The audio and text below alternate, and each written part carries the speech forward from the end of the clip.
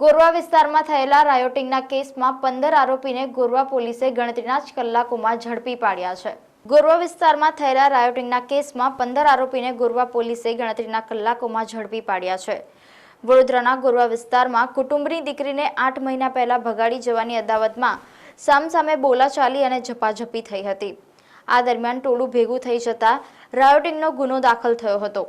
પોલીસે ટીમો બનાવીને કોમ્બિંગ હાથ ધર્યું હતું અને ગણતરીના કલાકોમાં 15 આરોપીને ઝડપી પાડ્યા છે।